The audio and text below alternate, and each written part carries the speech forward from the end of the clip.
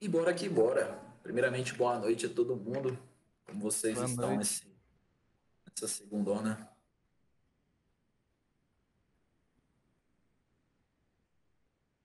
A gente tinha visto essas primeiras 5 aulas, né? Até ângulo. Não. A gente chegou a ver ângulo limite, reflexão total? Não, né? Foi até a cor dos objetos. É, É isso mesmo. Então a gente vai começar a partir de ângulo limite, vai até a ótica da visão. As duas aulas mais pesadas vão ser essas duas primeiras aqui. E é muito conteúdo, mas as outras é rapidinho. Bora que bora. Ângulo limite e reflexão total.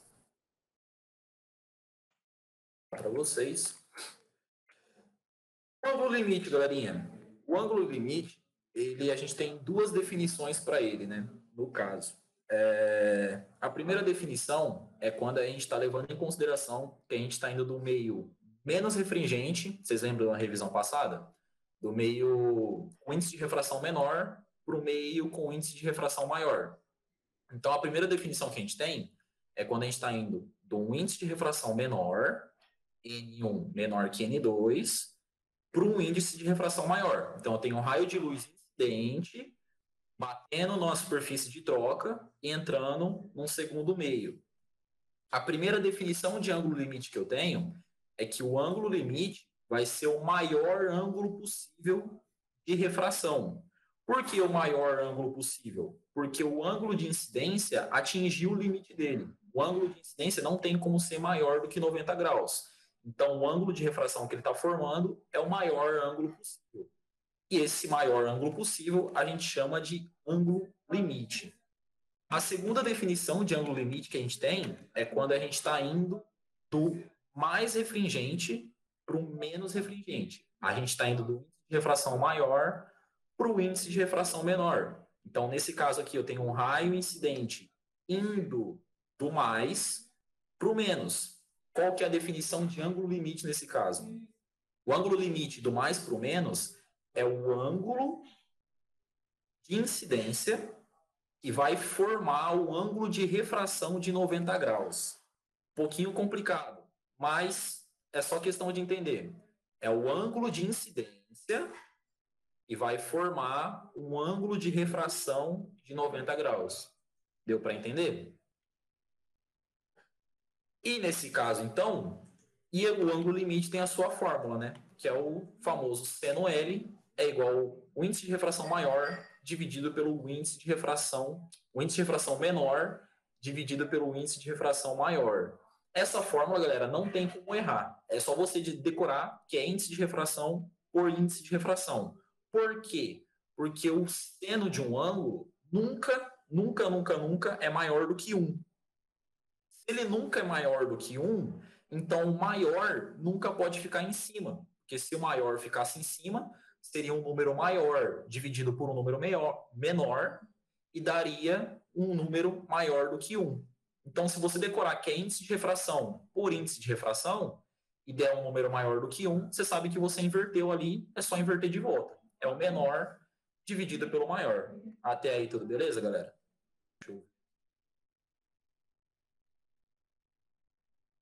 Tudo tranquilo até aí, sim, tudo beleza. certo. Entraram os cabeça de bagre aí no meio. Ih, Se rapaz, apresenta aí, agora lotou a sala, né? Aí sim. Não, calma aí, eu quero que esses três se apresentem aí, por favor. Oba, meu querido. Tudo certo? Fala. Tamo aí. E aí, Estrela? E aí, cara, beleza? Meu nome é Estrela, eu faço engenharia mecânica 191, beleza? Esses são três amigos meus da engenharia, galera, que estão aqui para me ajudar, qualquer coisa.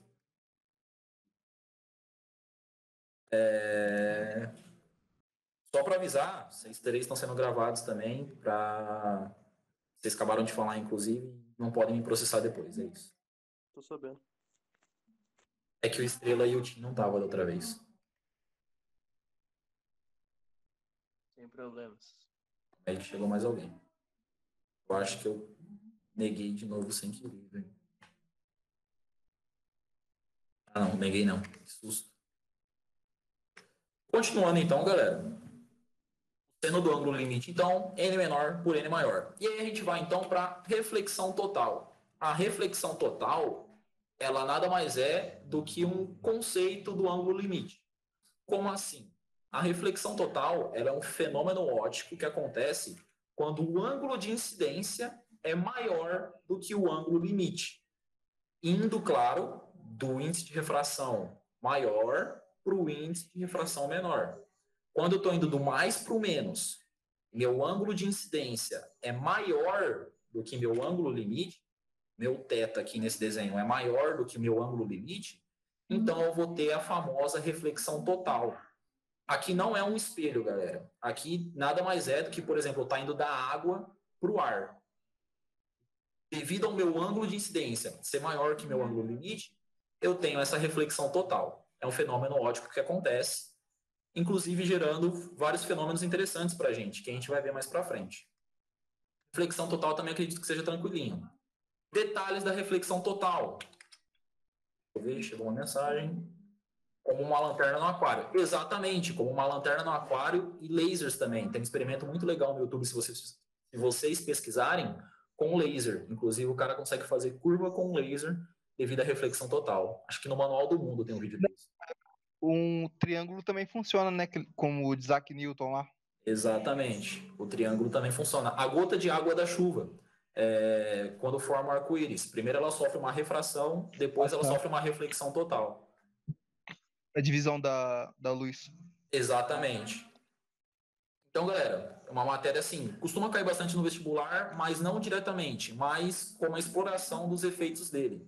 Como assim a exploração dos efeitos dele? Como, por exemplo, a miragem.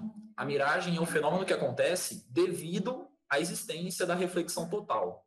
Como assim, professor? Então, vamos relembrar os dois casos da miragem. O primeiro caso que a gente tem são em dias quentes. Em dias quentes, a gente costuma olhar no horizonte assim e ver essas poças de água. Parecem ser poças de água, mas, na verdade, é uma miragem. É o reflexo do céu no asfalto. E como que isso acontece? Bom, bora para um exemplo então. Primeiro de tudo, eu coloquei aqui mesmo exemplo da aula, só que agora para a gente fazer a revisão. Aqui eu tenho um sol, um carrinho e a nossa famosa cenourinha. Esse sol, ele está irradiando, claro, tudo em volta dele, uma fonte de luz primária, e está mandando luz pro carro. Desta maneira aqui. E esse sol, é um dia quente, ele está esquentando o nosso solo. Como o solo está quente, o ar perto do solo também está quente. Então, esse ar perto do solo está mais quente do que o ar da atmosfera. Beleza, pessoal? O sol está iluminando o carro, uma fonte de luz secundária, e esse carro vai refletir luz para todo lado, porque ele é uma fonte de luz secundária. Pelo menos um desses raios de luz que o carro está refletindo vai diretamente para o olho da cenourinha. Por isso que a cenoura consegue enxergar o carro. Por isso que a gente consegue enxergar os objetos. Só que, da mesma forma que um dos raios vai para a cenoura, um dos raios também pode vir para o ar quente.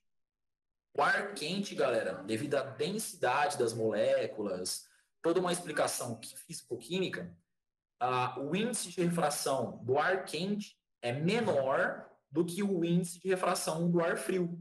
Então, aqui eu tenho um caso e o raio de luz está indo do ar frio para o ar quente, ou seja, do mais para o menos. Se ele está indo do mais para o menos, pode acontecer a reflexão total. E dependendo da angulação, essa reflexão total pode ir direto para o olho da nossa cenourinha. E é assim que acontece a miragem. No primeiro raio de luz, ela vai enxergar o carro diretamente, e dessa reflexão total, ela vai enxergar o prolongamento desse raio de luz aqui, galera. Vai enxergar o carro aqui embaixo. E aí é onde ela enxerga o carro diretamente e o reflexo do carro. A mesma coisa para o céu.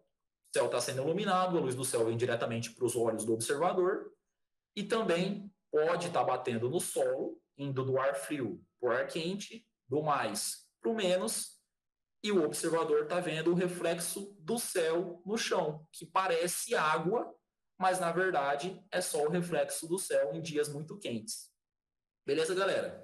No deserto, a mesma coisa, principalmente devido ao calor muito intenso, e depois que você fica muito tempo diante daquele calor, sua cabeça já começa a ficar meio doida, aí é onde a gente tem aqueles chamados oásis, onde a pessoa delira de vez e confunde essas miragens com água. Beleza, pessoal? Tranquilinho? Miragem? Igual lupa? Como assim igual lupa? Beleza. Belezinha? Tranquilo? É devido à intensidade do ar, né? Então. Exatamente. É que o que acontece, especificamente, as moléculas, quando a gente esquenta qualquer coisa, as moléculas vibram mais. Quando elas vibram mais, elas costumam ficar mais afastadas. Como elas ficam mais afastadas, quando a luz bate nela, a luz passa mais facilmente. Se a luz passa mais facilmente, a velocidade da luz é maior. Se a velocidade da luz é maior, o índice de refração é menor. Então, é todo um caminho até chegar que o índice de refração do ar quente é menor que o índice de refração do ar frio. Tranquilo? Beleza. Continuando então, a miragem ela também pode acontecer, pessoal, em dias frios, que é a nossa chamada miragem inversa, desse jeito aqui, onde a gente está vendo um barco diretamente e o reflexo do barco no céu. Antigamente tinham até histórias sobre barcos fantasmas. Por exemplo, esse barco aqui ele estava escondido por uma montanha, algo do tipo, e a pessoa via só o reflexo do barco. E aí tem histórias macabras contando histórias de barcos fantasmas que flutuavam no céu. Mas nada mais são do que fenômenos óticos. Como que acontece nesse segundo caso? Nesse segundo caso, eu vou ter a mesma história. Eu vou ter um sol iluminando tudo em volta dele e também esquentando tudo em volta dele. Vou ter o nosso barquinho e vou ter a nossa cenourinha observadora. Nesse caso, galera, imagina que acabou de amanhecer. Tá aquele friozinho, acabou de amanhecer. Só que a água, ela demora mais para esquentar do que o solo. Então, aqui perto da água, tá mais frio do que aqui na atmosfera. Então, nesse caso, é o contrário do anterior. No anterior, o ar perto do solo era mais quente. Aqui, o ar perto da água é mais frio, no amanhecer, naquele friozinho do amanhecer. E aí é onde a gente tem um ar mais frio aqui perto da água. O sol vai mandar seus raios de luz para o barquinho vai refletir em todas as direções, e pelo menos um desses raios de luz que o barquinho reflete vem diretamente para o olho da cenourinha, e por isso que a cenoura enxerga o barquinho. Só que da mesma forma que um dos raios de luz do barquinho pode vir para o olho da cenoura, um dos raios de luz também pode tentar sair desse ar frio. Então ele está indo do ar frio para o ar quente. Está indo do mais para o menos. Se ele está indo do mais para o menos, pode acontecer reflexão total. E se pode acontecer reflexão total, dependendo da angulação, esse raio pode ir diretamente para o olho da nossa cenourinha. Então, a nossa cenourinha vai enxergar um barquinho diretamente na frente dela, devido a esse raio de luz que vem direto para o olho da cenourinha, e um reflexo do barquinho no prolongamento desse raio de luz, onde ela vai enxergar o reflexo do barquinho aqui em cima. Desse jeito aqui, a gente enxerga um barco diretamente, que é o raio de luz que está vindo diretamente para os nossos olhos, e um reflexo do barco, devido à reflexão total, também está vindo para os nossos olhos. Só que imagina que a gente tem uma montanha aqui no meio do caminho. Se a gente tem uma montanha aqui no meio do caminho, a reflexão total ainda acontece, porque não tem nada bloqueando esse raio de luz de cima. Mas o raio de luz de baixo é bloqueado. Aí a pessoa vai ver só o reflexo do barco, e aí é onde a gente tem as histórias macabras de antigamente. Tranquilo, pessoal? Pode cair sim algo desse estilo no vestibular. Eu sinceramente nunca vi, mas eu acho que seria uma questão muito, muito da hora. Contextualizando desde a antiguidade, colocando uma história até para vocês, perguntando por que isso acontecia. Então, a miragens em dias quentes, como que ela acontece? Primeira coisa, o ar perto do solo tem que estar mais quente do que o ar da atmosfera. Segunda coisa para acontecer, um dos raios de luz pode ir do ar quente, do ar frio, aliás, para o ar quente. E a terceira coisa é que pode ocorrer a reflexão total. Por que pode ocorrer a reflexão total e não acontece a reflexão total? Porque a reflexão total, galera, tem duas condições para ela acontecer. Tem que ir do mais para o menos e o ângulo de incidência tem que ser maior do que o ângulo limite. Se esse ângulo de incidência não for maior do que o ângulo limite, então a gente não tem reflexão total e a gente não tem miragem. Beleza? Em dias frios, basicamente a mesma coisa. Primeiro, o ar mais próximo da água é mais frio que o ar da atmosfera. Depois, um dos raios de luz pode ir do ar frio para o ar quente. E a terceira coisa, pode sofrer reflexão total. E é por isso que a miragem inversa acontece. Belezinha, galera? Tudo tranquilo? No Alasca pode ocorrer? Deixa eu pensar. Pode. Pode ocorrer, eu só não sei com que intensidade, porque... Só um minuto que eu já repito a tela anterior, Marcela. No Alasca eu já não sei com que intensidade, porque no Alasca o ar da atmosfera também é muito frio. Você está falando de uma manhãzinha ali, o ar perto da água é frio e o ar da atmosfera está esquentando. No Alasca é tudo frio. Então eu acho que sim, pode acontecer, mas não sei com que intensidade. Mas por causa do frio? Por causa do frio? Por causa do frio, por causa que um lugar vai estar mais frio do que o outro, né? O ar perto do solo vai estar mais frio que o ar da atmosfera. Uhum. Deu para entender? Sim. Deixa eu repetir o do ar quente aqui, que a Marcela pediu. Para dias quentes. O primeiro fator que tem que acontecer, para acontecer uma miragem em dias quentes, é o ar perto do solo estar mais quente do que o ar da atmosfera. Primeira coisa que tem que acontecer para que a gente tenha uma miragem em dias quentes, que é aquela miragem que a gente vê a poça de água no chão. A segunda coisa que tem que acontecer para que aconteça uma miragem em dias quentes é um dos raios de luz e do ar frio, ou seja, o ar mais refringente, para o ar quente, que é menos refringente. E a terceira coisa que tem que ocorrer para que ocorra a reflexão total, para que ocorra a miragem, é ocorrer a reflexão total. Ou seja, o ângulo de incidência ser maior do que o ângulo limite. Beleza, galera? Inclusive, é por isso que quando a gente vê a gente consegue olhar no horizonte e ver a poça de água, onde a gente vê um lugar mais quente. É onde a gente vê a poça de água no chão, que seria o reflexo do céu.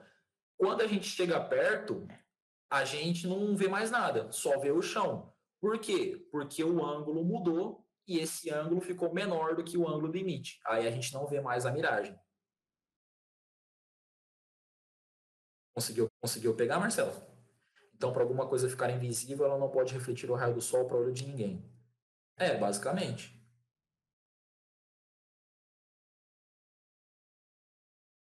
Ela vai estar ali ainda, só que ninguém vai enxergar ela. Tranquilo? A do ar frio precisa repetir também, Marcelo? Ou era só o do ar quente? Rapaz, isso daí me lembrou um filme que a roupa do cara era invisível justamente por isso, cara. Igualzinho o filme que você tá falando aí. Olha lá, A roupa alguma coisa ficar invisível, não pode refletir nenhum raio do sol. Exatamente. Se conseguir inventar uma roupa que não reflete nada, essa roupa teoricamente vai ser invisível. Quer dizer, invisível não. Vai ser preta. Invisível. Não enxergável. Invisível, os caras estão inventando um negócio. Deixa eu colocar o slide aqui. Invisível, os caras estão colocando um negócio que chama. Sabe o índice de refração? Tem um índice de refração, eu não vou lembrar o nome dele, se é metafísico, um negócio desse, mas tem um índice de refração que é negativo. Ele, por enquanto, ele é só teórico, mas está tendo uma pesquisa para tornar ele prático. O índice de refração negativo, ele refletiria o que está atrás dele.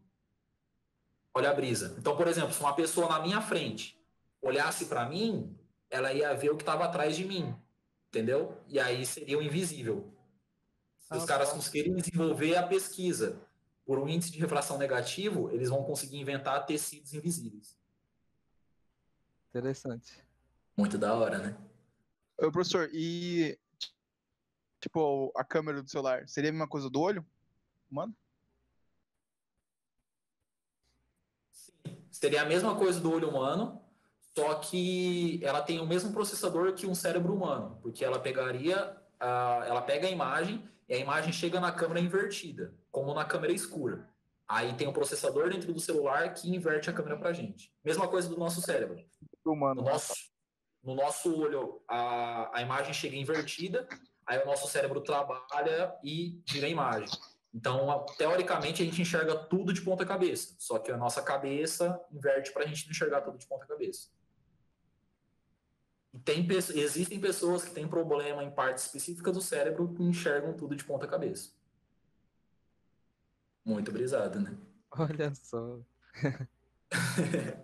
Em dias... Se não me engano, acontece isso também. O quê? Com Alzheimer. Alzheimer? Não sabia. Só que é bem raro. Da hora, mano. Não sabia disso. Em dias frios, então, galera.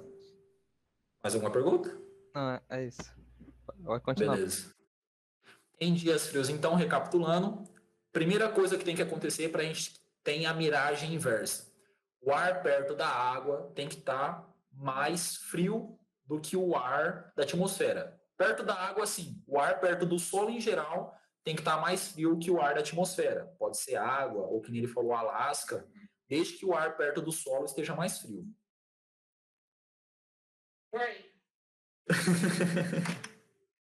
A minha avó, galera.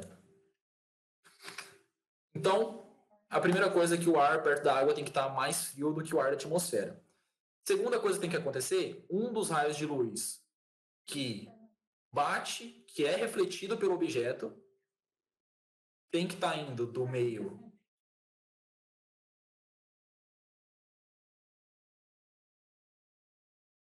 Perdão, galera. Primeira coisa, o ar próximo ao solo tem que estar mais frio que o ar da atmosfera. A segunda coisa é que um dos raios de luz ele tem que estar indo do ar frio para o ar quente. Tem que estar indo do meio mais refringente para o meio menos refringente. Senão não tem como ter reflexão total. E a terceira coisa, o ângulo de incidência tem que ser maior do que o ângulo limite. Ou seja, tem que ocorrer a reflexão total. E aí a gente tem uma miragem inversa. Belezinha? Fibra ótica, galera. A fibra ótica, sim, cai a rodo no vestibular. A fibra ótica, qual que é o conceito dela? A fibra ótica, ela é o seguinte. O objetivo dela é passar informação, ou energia, ou conectividade, independentemente, é passar dados através da luz. Por que através da luz? Porque a luz é muito mais rápida e porque a luz não sofre interferência, devido ao princípio da independência dos raios de luz. Então, eu posso jogar, por exemplo, milhões de raios de luz numa fibra ótica que nenhuma vai interferir na outra. Todas vão poder ser transmitidas. E essa é a vantagem de transmitir dados através da luz. Então, como funciona uma fibra ótica? A fibra ótica, esse interior dela é um meio tão denso, que o índice de refração dele é muito, muito grande.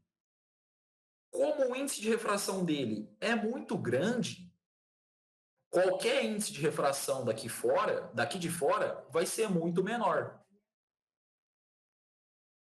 E pela fórmula do ângulo limite, se eu tenho um índice de refração maior, muito grande, o meu seno do ângulo vai ser muito pequeno.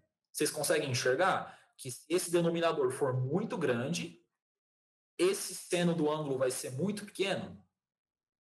Conseguem ver isso? Se o meu seno do ângulo é muito pequeno, o ângulo diminui de acordo com o seno dele. Então, eu vou ter um ângulo limite muito pequeno. Se meu ângulo limite é muito pequeno, qualquer raio de incidência é maior que meu ângulo limite. Ou seja, para qualquer raio que incidir aqui dentro da fibra ótica, eu vou ter uma reflexão total. Então, bora de novo.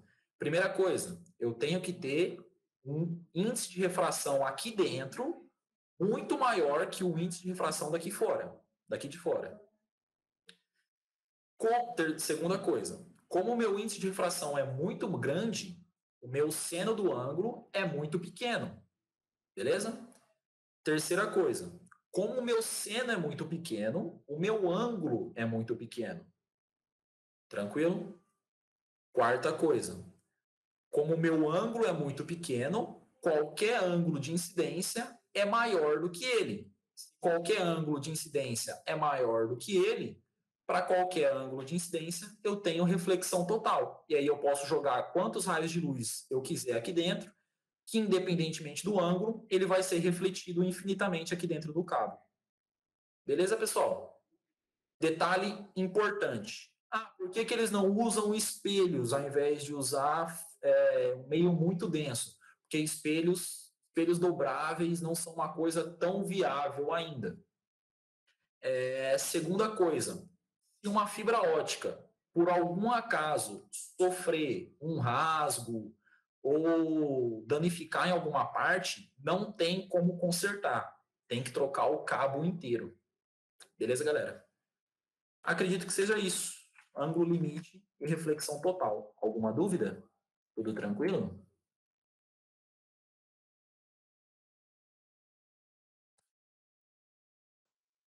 Tranquilo. Então, bora que bora. Beleza?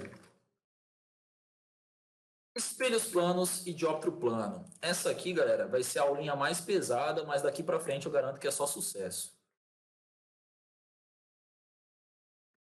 Bora lá. Espelhos planos e dióptro plano. Primeira coisa, galera, espelhos planos. O que é um espelho plano? Nos exercícios, a gente representa ele como uma reta e essas três reticênciazinhas aqui. Isso aqui é um espelho para um exercício de física. Beleza? Primeira coisa que eu preciso saber. Em um espelho, eu vou ter o mundo real e eu vou ter o mundo virtual. Não sei se ficou tão claro para vocês na minha aula, galera, mas o que é que acontece?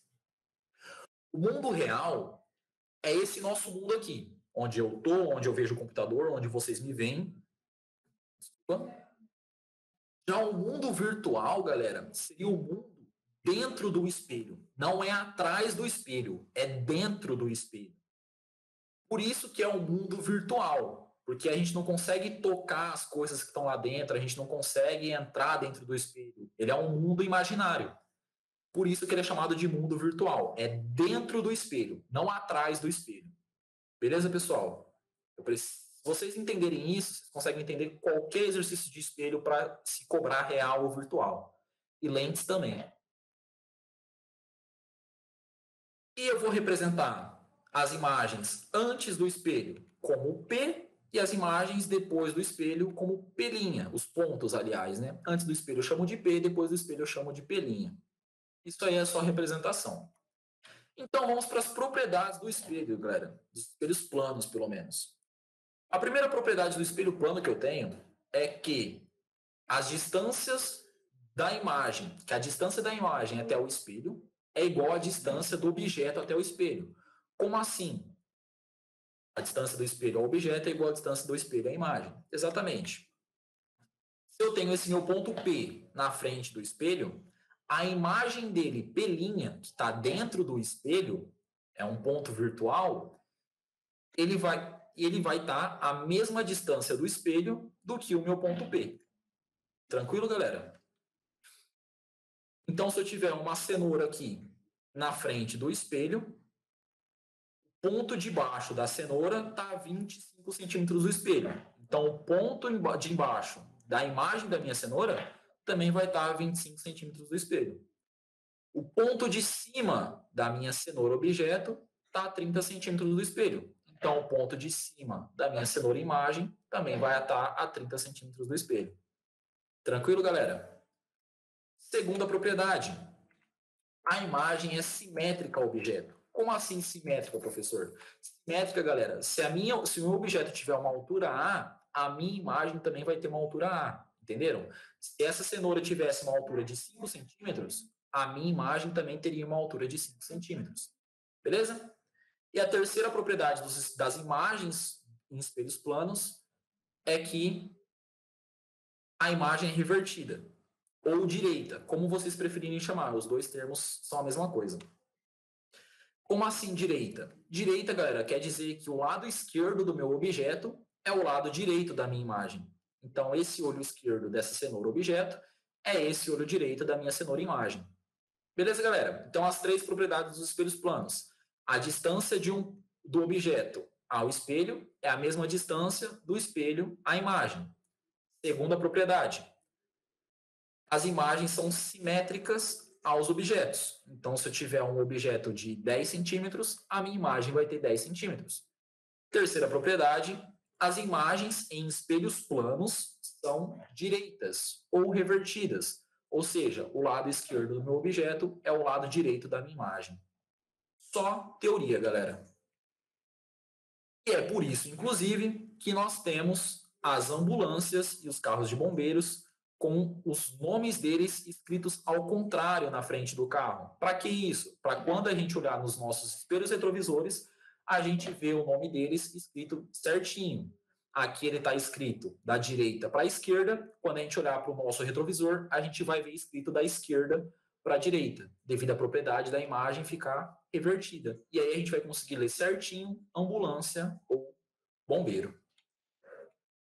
Campo visual, galera. Campo visual é uma propriedade para eu saber que nem aqui. Eu tenho uma cenoura observadora e um espelho. O campo visual seria quanto essa cenoura consegue enxergar dentro do espelho. Como assim, galera? Se eu tiver esse meu F, está na frente do espelho como objeto. Aqui eu tenho a imagem de F. Sofre uma primeira reflexão aqui, do prolongamento do raio vem para cá. Sofre uma segunda reflexão aqui, do prolongamento do raio vem para cá. Seria como se eu estivesse perguntando se essa cenoura consegue enxergar essa imagem da letra F. Ou se essa imagem estivesse aqui, por exemplo. Se essa imagem estivesse aqui, minha cenoura conseguiria enxergar? Se essa imagem estivesse aqui, minha cenoura conseguiria enxergar? É para isso que serve o campo visual, para saber o quanto eu enxergo dentro do espelho. Existem duas formas de determinar o campo visual. A primeira delas, e que eu considero mais fácil, é só você traçar dois raios do olho do observador até as duas extremidades do espelho. Então, traça um raio do olho do observador até a extremidade de cima e um raio do olho do observador até a extremidade de baixo. Todas as imagens que tiverem dentro dessas duas linhas, a nossa cenoura consegue enxergar. Então, aquela letra F, por exemplo, que estava mais ou menos aqui, a nossa cenoura consegue enxergar.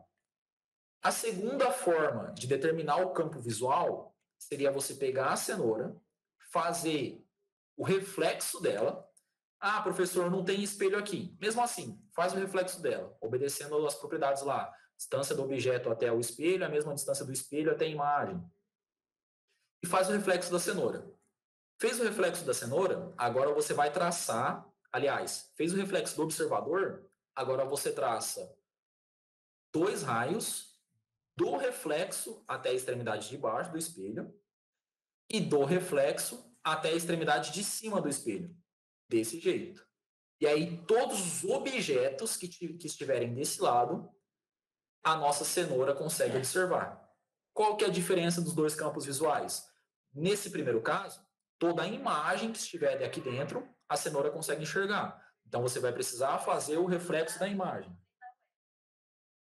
Nesse segundo caso, todo objeto que estiver aqui dentro dessas duas linhas, a nossa cenoura vai conseguir enxergar. Então, você não vai precisar fazer o reflexo do objeto, mas vai precisar fazer o reflexo da cenoura. Então, vai de você qual método usar. Os dois casos é a mesma coisa. Os dois casos vão resultar no mesmo campo visual. Só que um é para a cenoura enxergar as imagens, no outro a cenoura enxerga os objetos. Beleza, galera?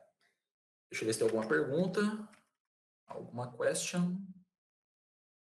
Tranquilo, beleza, tranquilo. Aos senhores que estão de intrometidos aí, como que tá a aula? Tá tranquila, tá suave, tá maçante? Tá bom, achei um Tudo ritmo bom. bem da hora.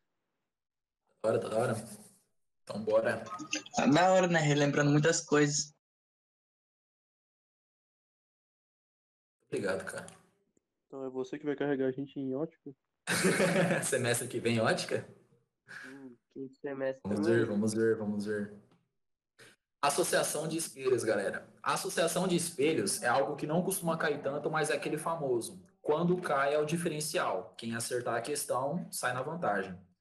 Associação de espelhos é o seguinte: eu vou ter um objeto na frente de dois espelhos. Sempre dois espelhos e provavelmente sempre um objeto. E a pergunta costuma ser quantas imagens esse meu objeto vai gerar. Beleza? Nesse primeiro caso aqui, eu vou ter uma primeira reflexão aqui no espelho da direita, forma uma primeira imagem.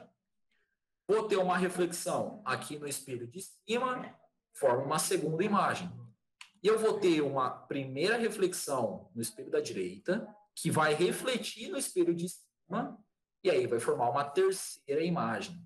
Então, um objeto na frente de dois espelhos com 90 graus entre eles formam 3 imagens. Mas, professor, como eu vou saber quantas imagens são formadas por esse objeto?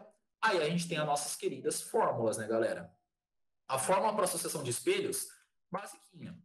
O número de imagens vai ser igual a 360 graus dividido pelo ângulo entre os espelhos, menos 1. Então, onde n é o número de imagens e alfa é o ângulo entre os espelhos. Então, por exemplo, aqui eu tinha dois espelhos com 90 graus entre eles, ou seja, meu alfa era de 90 graus. Então, alfa 90 graus, meu número de imagens vai ser 360 graus por alfa menos 1. Então, meu número de imagens vai ser 360 graus por 90 graus menos 1. 360 por 90 dá 4, galera. Então, eu vou ter um número de imagens igual a 3. Exatamente o que eu cheguei. 3 imagens sendo formadas. Beleza, pessoal? Simples. Se esse ângulo fosse de 72 graus, aí eu teria 4 imagens sendo formadas, por causa do menos 1. Se esse meu ângulo fosse de 60 graus, eu teria 5 imagens. E assim por diante, galera. Se der um número quebrado, se arredonda para baixo. Então, por exemplo, se der 5,4 imagens, vão ser 5 imagens e um tantinho de uma que não vai chegar a formar uma imagem inteira. Beleza? Então, alguns detalhes importantes. Se o número de imagens for ímpar, que nem no caso que a gente chegou aqui, eram 3 imagens, 3 é ímpar, obviamente. Como o número de imagens é ímpar, então a fórmula ela só vai ser válida se o objeto estiver exatamente no meio dos dois espelhos. Como assim, professor? Você vai pegar esse espelho aqui, ver a distância dele, pegar o meio dele e traçar uma reta perpendicular. Vai pegar esse segundo espelho aqui, ver onde fica o meio dele e traçar uma reta perpendicular. O centro do seu objeto vai ter que estar exatamente no cruzamento entre essas duas linhas. Beleza, galera? Se isso acontecer, então a fórmula ela é válida. Se isso não acontecer, então não dá para determinar o número de imagens formadas. Aliás, o número de imagens formadas vai ser igual a 2 só, que é igual ao número de espelhos. Beleza, galera? Então, se n der número ímpar, a fórmula só é válida se o objeto estiver exatamente no meio dos dois espelhos. Tranquilão? Alguma pergunta? Nenhuma. Bora lá. Aqui, galera, dióptro plano. Dióptro plano, já caiu uma questão no Enem, dióptro plano, sobre os indígenas e a caça para pesca. Dióptro plano, galera, é tranquilo, é simples. O que acontece? No primeiro caso, eu quero saber a gaivota enxergando o peixe. Eu vou ter um sol, obviamente, ou alguma fonte de luz iluminando o lago para que a luz chegue até o peixe. Esse meu peixe, uma fonte de luz secundária, vai refletir para todas as direções esses raios de luz e um dos raios de luz vai bater na água e vai para a gaivota. Só que como ele sai da água e vai para o ar e depois bate na gaivota, então esse raio de luz sofre uma refração aqui, galera, da água para o ar. E aí é onde a gente tem o dióptro plano, dessa maneira aqui. O peixe verdadeiro é esse de baixo. O raio de luz está saindo do peixe, bate aqui na intersecção entre a água e o ar e sofre uma refração. E essa refração vai para o olho da gaivota. A gaivota enxerga o prolongamento desse raio de luz, galera. E ela vai enxergar uma imagem do peixe, não o peixe verdadeiro. Então, nesse caso aqui, a gente vai ter o peixe, a gaivota vai enxergar o peixe mais raso, ou seja, mais perto dela do que realmente de onde ele está. E aí nós teremos as nossas queridas fórmulas, obviamente, onde a gente vai ter uma distância da imagem, que seria a distância da superfície da água até onde o peixe-imagem fica, uma distância do objeto, que seria a distância da superfície da água até onde o peixe-objeto fica, o meio do observador, que seria o meio da gaivota nesse caso, e o meio do objeto, que nesse caso seria a água onde o peixe está. Então, a gente vai ter a fórmula distância por distância, índice de refração por índice de refração. Joga o objeto para baixo, e aí a gente vai ter a distância da imagem pela distância do objeto, o índice de refração do observador pelo índice de refração do objeto. Beleza, galera? Fórmula do dióptro plano é coisa simples. Distância por distância, índice de refração por índice de refração. Joga o objeto para baixo, e aí a gente vai ter a distância do objeto, índice de refração do objeto, distância da imagem, índice de refração do observador. Tranquilo, galera? Alguma dúvida sobre dióptro plano? De boa, professor. Esse negócio aí de ver o peixe mais em cima, né? Vale pra Isso. todo mundo, né? Porque eu olho na água assim, e as coisas parecem estar mais perto mesmo. Vale para tudo. Inclusive, acho que teve um caso no Brasil que uma menina pensou que um lago era raso, aqueles lagos cristalinos, sabe? E aí a menina pensou que era raso e pulou e era fundo. E a impressão que é raso é por causa do dióptro plano. E aí a gente vai enxergar as coisas mais rasas do que ela realmente está. Beleza. Segundo caso, galera, é quando eu quero saber o peixe enxergando a gaivota. O peixe enxergando a gaivota vai ser a mesma coisa. Eu vou ter alguma coisa iluminando a gaivota. Essa gaivota, ela vai refletir luz para todos os lados e um dos raios de luz vai do ar para a água e vai bater no olho do peixe. Quando ele passa do ar para a água, ele sofre refração. E devido a essa refração, o peixe vai enxergar a gaivota mais longe do que onde ela realmente está. Então, se o peixe olhar para fora da água, ele vai ver tudo que está aqui fora mais longe do que realmente está. Então, a diferença dos dois casos, a gaivota enxergava o peixe mais perto. O peixe enxerga a gaivota mais longe. Essa é a diferença dos dois casos. Só que a fórmula é a mesma. Distância por distância, índice de refração do observador pelo índice de refração do objeto. Distância por distância, índice de refração por índice de refração. Joga o objeto para baixo e joga o resto para cima. Distância da imagem para cima, índice de refração do observador para cima, distância do objeto embaixo, índice de refração do observador embaixo. Tranquilinho, galera. Então, por exemplo, se a gente estivesse dentro de uma piscina e abrisse os olhos e olhasse para fora da piscina e tivesse alguém na borda, essa pessoa pareceria para a gente mais alta do que o que ela realmente é. Beleza, galera? Posição dos astros.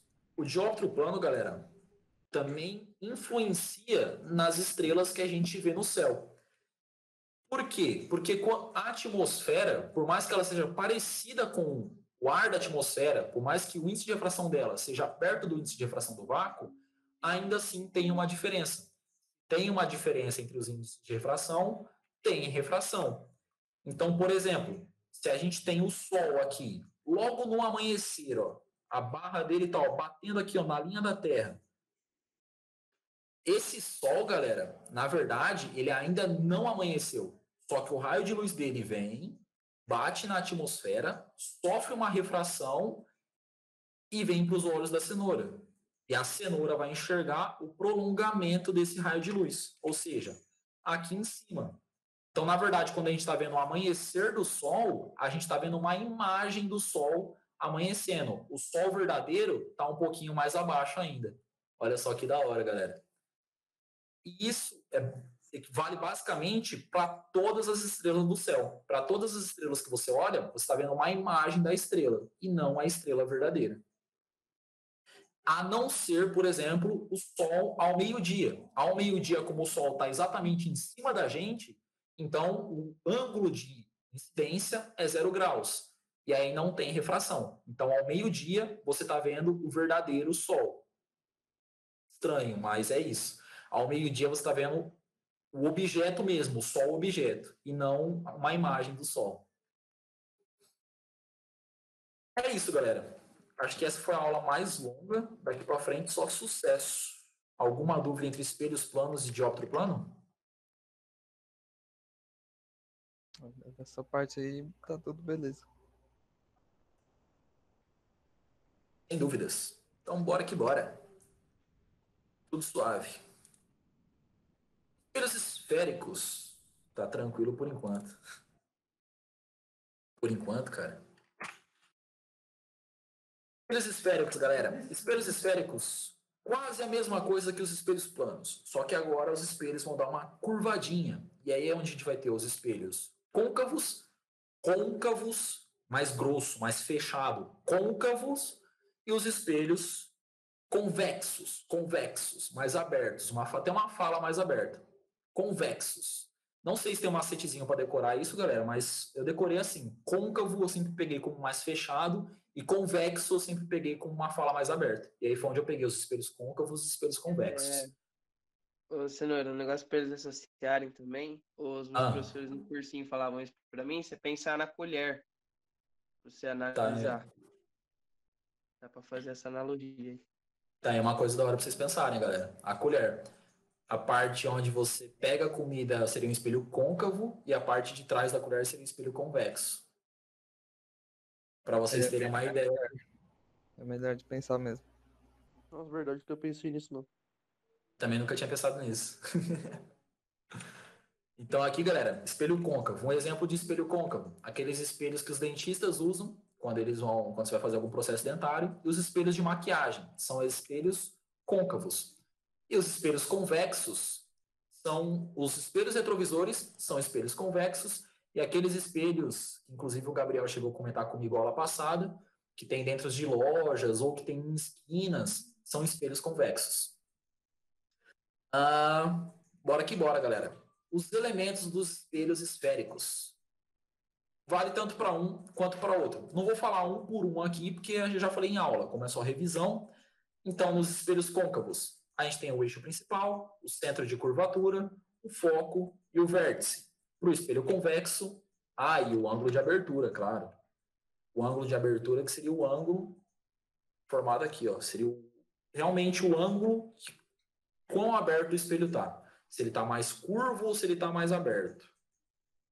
E para os espelhos convexos, a mesma coisa. A gente vai ter um vértice, um foco, um centro de curvatura e um eixo principal. E um ângulo de abertura. Seria quão fechado ou quão aberto o espelho convexo é.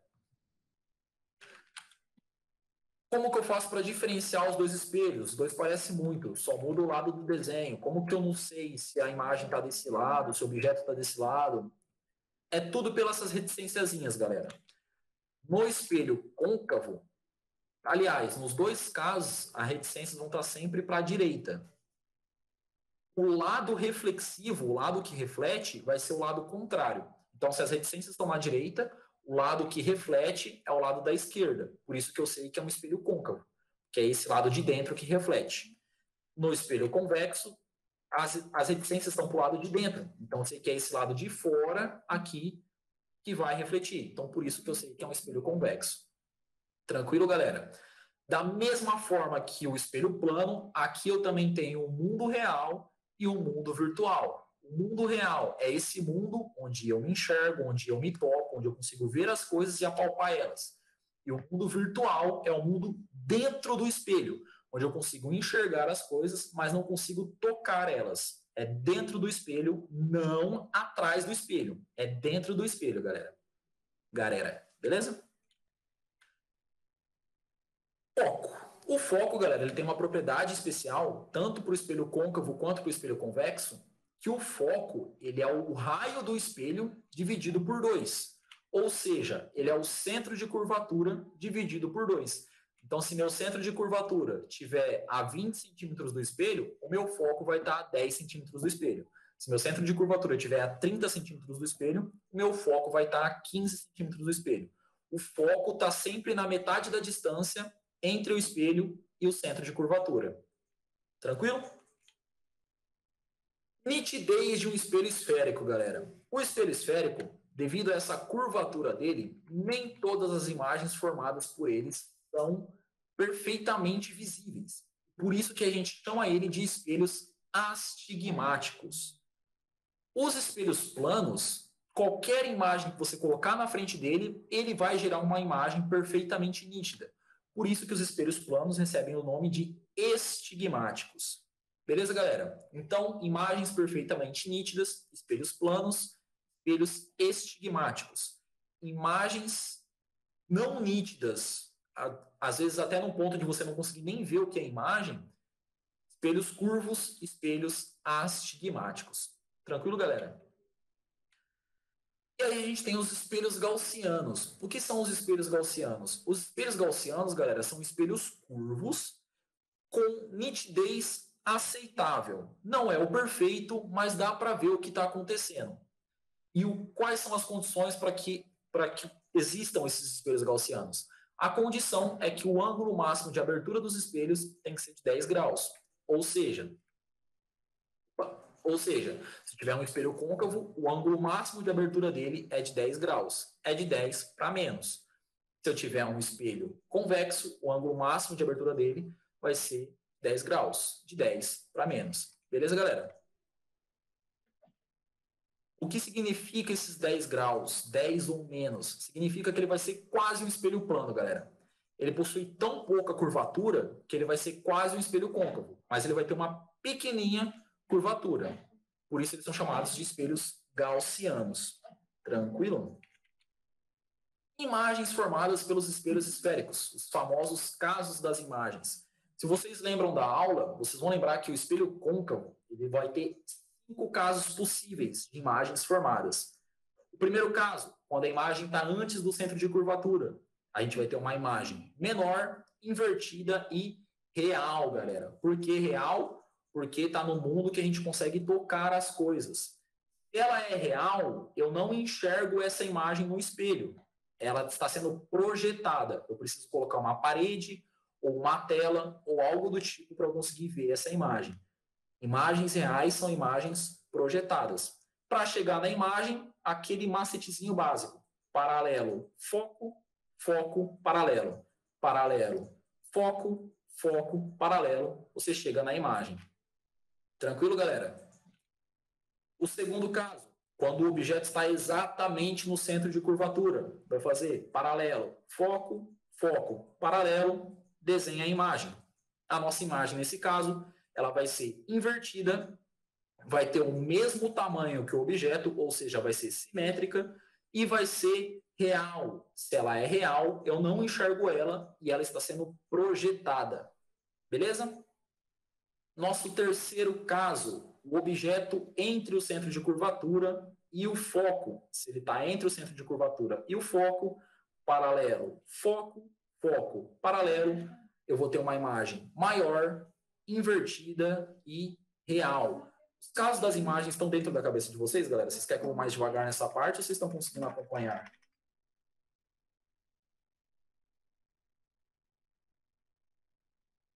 Sabe que eu não entendi direito essa parte aí, professor? O que você não entendeu, mano? Tá Essa difícil. parte aí. Não, é porque, tipo. Precisava se explicar de novo. Não, pode falar, pode falar. Volta aqui do começo. Não. É só essa daí só. Ah, tipo, dela ser real ou de conseguir entender o desenho de fazer o paralelo foco? É, o paralelo, porque ela tá refletindo no espelho, certo? Não. Certo. Tá E refletindo no espelho. aí dá uma imagem pequenininha, você disse, aquela ali, ó. Exatamente. E uma maior. Essa maior é o objeto. Seria a cenoura objeto que você está colocando na frente do espelho. E, Entendeu? mas se fizer isso, acontece isso, então. Aí faz a cenourinha pequena. Exatamente. Se fosse então. uma lanterna aqui, se fosse uma maçã, iria formar uma imagem de ponta cabeça menor e real. Beleza. Então é isso aí. Conseguiu entender? Uhum. Então eu vou mais devagar. Ó, nesse primeiro caso aqui, eu vou ter... Vamos fazer assim, eu vou abrir a aula mesmo. E a gente vai passo a passo. Isabelle tá lembrando da aula da Maria do Carmo. É que, tipo, eu tinha entendido, só que... Sei lá. Deixa eu pegar aqui. Professora de física.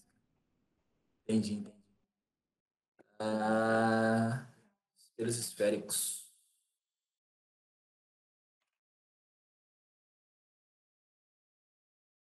Fazer o passo a passo. Aqui.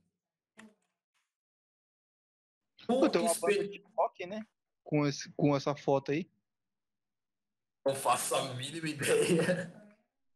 Se tiver, é perigoso os caras me processar. Tomara que eles nunca me descubram.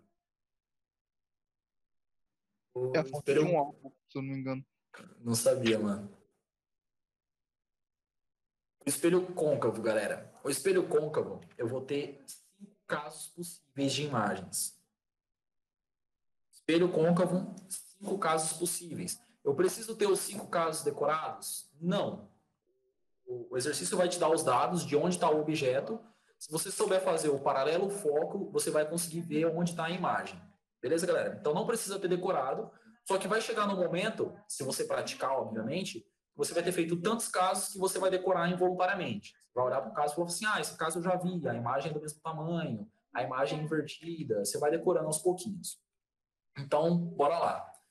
No espelho côncavo, o primeiro caso que eu tenho é quando eu vou ter um objeto. Esse aqui é um objeto, não é um nosso observador, galera. É um objeto na frente do espelho côncavo. E esse objeto está antes do centro de curvatura. Ou seja, esse objeto está bem longe do centro de curvatura. Beleza? Eu vou escolher um ponto desse objeto para eu traçar os meus raios de luz. Nesse caso, eu escolhi essa parte de cima da cenoura. Mas quando você for fazer o seu desenho, você pode escolher qualquer ponto que vai dar na mesma. Então, vou pegar um primeiro raio de luz e vou traçar paralelo ao eixo principal. Vou pegar um primeiro raio de luz e vou traçar do ponto que eu escolhi, claro. Vou traçar do meu objeto até o espelho, paralelo ao eixo principal. Aí eu vou traçar um raio paralelo. A reflexão no espelho, galera, qualquer raio de luz que bate no espelho côncavo é direcionado para o foco. Então, por exemplo, se eu tivesse um raio vindo do infinito aqui, batesse paralelo, perdão, batesse paralelo ao espelho côncavo, ele seria refletido para o foco. É uma propriedade do espelho côncavo, não sei se eu cheguei a comentar com vocês. Qualquer raio paralelo que bate no espelho côncavo é direcionado para o foco. Então, é por isso que eu faço paralelo foco. Meu raio de luz saiu do ponto que eu escolhi, bate no espelho. Devido à propriedade do meu espelho, esse raio é direcionado para o foco. E esse é meu primeiro raio de luz. O meu segundo raio de luz, eu vou direcionar ele para o foco. Então, eu vou fazer foco. E como ele bate no espelho e está passando pelo foco, a gente tem o princípio da reversibilidade dos raios de luz. Ou seja, se eu tenho um raio paralelo, se o raio bate paralelo e vai para o foco, então se um raio passa pelo foco, ele sai paralelo. De novo, pelo princípio da reversibilidade da luz. Se o raio vem paralelo e passa pelo foco, então se eu passar ele pelo foco, ele sai paralelo. Então eu fiz paralelo, foco, foco, paralelo. Se você aprender a fazer isso, você vai fazer todos os casos possíveis que tem para espelhos esféricos. Do cruzamento. Agora Entendeu? Uhum. Entendeu? Cadê? Do cruzamento dos raios de luz é onde eu vou colocar a minha imagem. Como que eu desenho a minha imagem? O ponto que eu escolhi é da onde eu começo a desenhar. Então, eu vou começar a desenhar do topo da minha cenoura. E vou desenhar ela aqui normalmente. Como eu posso ver, a minha imagem ela é menor, ela é invertida, porque ela está de ponta cabeça, e ela é real. Como que eu sei que ela é real? Porque ela está do mesmo lado que o meu objeto. E o meu objeto é real. Conseguiram entender, galera? Ah, professor, mas como assim? O objeto vai estar na frente do espelho e eu não consigo ver a imagem dele. Pensa no espelho de maquiagem. Não sei se vai servir para os meninos, mas para as meninas, pelo menos. Quando você coloca o espelho de maquiagem na sua frente, mas fica longe do espelho, olha para o espelho e vê se você se enxerga. Você não vai se enxergar. Por quê? Porque essa imagem, ele está formando uma imagem de você, só que uma imagem real. O espelho de maquiagem, você só vai conseguir se enxergar se você chegar muito perto dele, que vai ser quando você estiver na frente do foco, que aí sim ele vai formar uma imagem virtual. Então, é basicamente isso. Ele forma uma imagem, só que uma imagem projetada. Então, a gente não enxerga ela. Ela está sendo projetada no mundo real. Conseguiram entender agora? Ficou mais tranquilo, pelo menos? Aí eu vou assim para todos os casos. Tudo Beleza? certo. Beleza. No nosso segundo caso, eu vou ter o objeto exatamente em cima do centro de curvatura. Então, o objeto no centro de curvatura. Vou fazer a mesma coisa. Vou escolher um ponto da cenoura, traçar um raio paralelo. Novamente, eu escolhi o topo da cenoura, porque para mim seria mais fácil de desenhar. Se vocês forem fazer, vocês escolhem o ponto que seria mais fácil para você. E aí você vai fazer paralelo. Se o raio bate paralelo, ele é direcionado para o foco. Paralelo, foco, foco, paralelo. Beleza? Paralelo, foco, foco, paralelo. Por que que acontece? Qualquer raio que bate paralelo no meu espelho é direcionado para o foco. Pelo princípio da reversibilidade da luz. Então, se eu passo um raio pelo foco, na hora que ele bate no espelho, ele sai paralelo. Beleza, galera? Da junção dos dois raios de luz, eu vou ter a formação da minha imagem. Nesse caso aqui, eu posso perceber, aliás, a formação da minha imagem, e eu começo a desenhar ela do ponto que eu escolhi. Ou seja, eu escolhi o cabelinho da cenoura, eu começo a desenhar do cabelinho da cenoura. Nesse caso aqui, então, eu tenho uma imagem simétrica. Como assim simétrica? De mesmo tamanho que o meu objeto. Vou ter uma imagem invertida, porque ela está de ponta cabeça. E, novamente, eu vou ter uma imagem real. Ou seja, é uma imagem que está no nosso mundo real, a gente não enxerga ela, mas ela está sendo projetada. Tranquilo? Nosso terceiro caso. No terceiro caso, daqui para frente, é só fazer paralelo, foco, foco, paralelo. Nosso terceiro caso, a cenoura está entre o centro de curvatura e o foco. Quando a nossa cenoura, quando o nosso objeto, aliás, está entre o centro de curvatura e o foco, eu vou fazer paralelo, foco, foco, paralelo. Da junção dos raios, eu vou desenhar a nossa imagem do mesmo ponto que eu escolhi no objeto. Se eu tivesse escolhido, então, o meio da cenoura, eu começaria a desenhar o meio da cenoura aqui. Como eu escolhi o cabelinho da cenoura, vou começar a desenhar do cabelinho da cenoura. E aí eu vou ter uma imagem maior, obviamente, ela é muito maior do que o nosso objeto. Vou ter uma imagem invertida, porque ela está de ponta cabeça. E vou ter uma imagem real de novo. Real de novo, porque ela está do mesmo lado que o nosso objeto. Tranquilo? Quarto caso, galera. Nosso quarto caso, a cenoura vai estar exatamente em cima do foco. Professor, como que eu sei a diferença dos casos? No primeiro caso, você vai jogar a cenoura lá para o infinito, bem longe do espelho. E vai fazer o paralelo, foco, foco, paralelo. E vai ver onde vai dar a imagem. O segundo caso, e aí você vai aproximando cada vez mais a cenoura do espelho. No segundo caso, você coloca ela no centro de curvatura. No terceiro caso, você coloca ela entre o centro de curvatura e o foco. E agora, no quarto caso, ela está exatamente no foco. Quando a cenoura está exatamente no foco, novamente vou escolher o cabelinho dela para fazer a associação. Vai fazer paralelo, foco. Só que agora, como que eu vou fazer foco paralelo se a minha cenoura está exatamente em cima do foco? Eu não tenho como traçar um raio de luz dentro da cenoura. Quando você não consegue traçar um raio de luz pro foco, você traça o raio de luz pro vértice. A propriedade do espelho côncavo, também não sei se eu disse isso para vocês, quando um raio de luz bate no vértice, ele sofre uma reflexão normal. Ou seja, o ângulo de incidência é igual ao ângulo de reflexão. Então, no quarto caso, não consigo jogar o meu raio de luz no foco. Então, vou jogar o meu raio de luz no vértice. E esse raio de luz no vértice vai sofrer uma reflexão normal. Ou seja, esse ângulo aqui de incidência é igual a esse ângulo aqui de reflexão. E esses dois raios de luz, eles são paralelos, galera. É uma propriedade de quando a cenoura está exatamente no foco. Então, se eu prolongar esses raios aqui para cima, ou se eu prolongar eles aqui para baixo, eles nunca vão se encontrar. A gente diz que a nossa imagem vai para o infinito e que ela nunca vai se formar. Então, eu tenho uma imagem imprópria. Tranquilo, galera?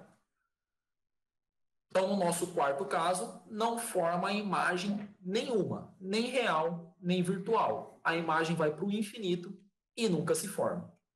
Beleza? De novo, então, quando eu não consigo jogar o meu raio de luz pro foco, eu jogo ele no vértice. E aí ele vai sofrer uma reflexão normal. O ângulo de incidência é igual ao ângulo de reflexão. Beleza? No nosso quinto caso, a cenoura vai estar entre o foco e o vértice. Quando a cenoura está entre o foco e o vértice, galera, o primeiro raio, padrão, vou fazer paralelo, foco. Beleza? O segundo raio, se eu jogar ele para o foco, ele vai vir aqui para a esquerda e nunca vai bater no espelho. Ou seja, novamente, eu preciso jogar ele no vértice. No vértice, ele vai bater e sofrer uma reflexão normal. Então, ele bate no vértice e sofre uma reflexão normal. O ângulo de incidência aqui é igual a esse ângulo de reflexão. Aqui para baixo, vocês podem ver que essa imagem nunca vai ser formada. Eu posso prolongar esse raio para o infinito e esse raio para o infinito, porque esses dois raios nunca vão se encontrar aqui para baixo. Mas se eu fizer o prolongamento deles aqui para cima, eles vão se encontrar aqui em cima. E aí é onde eu tenho a formação da minha imagem aqui no encontro dos dois raios dentro do espelho, galera. Onde eu vou ter uma imagem maior, direita agora, porque ela está invertida, o lado esquerdo da minha cenoura objeto é o lado direito da minha cenoura imagem, e vai ser virtual. Virtual porque ela está dentro do espelho. Ou seja, um espelho côncavo, um espelho de maquiagem, por exemplo, você só consegue se enxergar quando você está muito perto do espelho. Ou seja, quando você está entre o foco do espelho e o vértice do espelho. E é inclusive por isso que você enxerga o seu rosto muito maior, você consegue ver os detalhezinhos do seu rosto, porque a imagem ela é muito maior. Beleza, galera? Para o espelho côncavo? Todos os casos tranquilinhos? Paralelo, foco, foco, paralelo. Quando não der para jogar para o foco, você vai jogar para o vértice. Beleza? Essa aula vai ficar disponível para vocês para o YouTube. Tranquilo. Aí vocês podem rever quantas vezes vocês quiserem. Tranquilinho? Todo mundo conseguiu entender? Tudo certo. Então, bora que bora. Para os espelhos convexos, galera. Para os espelhos convexos, é o seguinte. Todos os componentes do meu espelho estão dentro do espelho. Então, o vértice está dentro do espelho, o foco está dentro do espelho, o centro de curvatura está dentro do espelho.